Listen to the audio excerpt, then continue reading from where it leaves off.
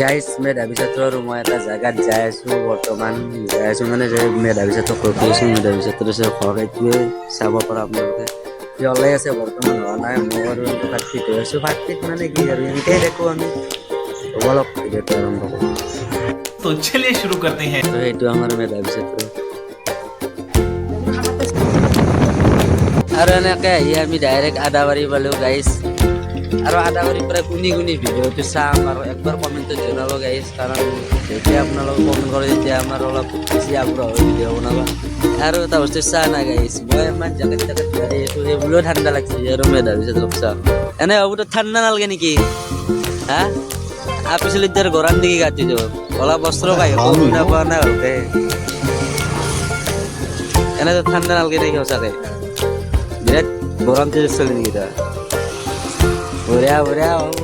এতিয়া আদাবাৰীত আছোঁ আমি যাই আছোঁ বৰ্তমান ভগাত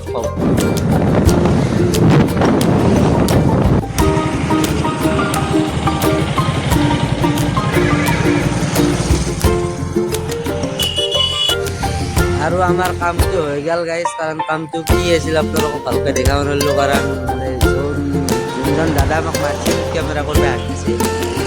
দেৰিকৈ কৰিলোঁ আৰু আমি এতিয়া আহি ডাইৰেক্ট দেখা পাইছে আপোনালোকে বৰ্ণি পালোঁ এইটো বৰ্ণি হাজোৰ ৰাস্তা এইফালে যায় হাজো আৰু এইফালে যায় অলপ হ'লেও যদি ভাল লাগে লাইক কমেণ্ট কিন্তু কৰি দিব গাইজ আৰু এটা মই কথা ভাবিছোঁ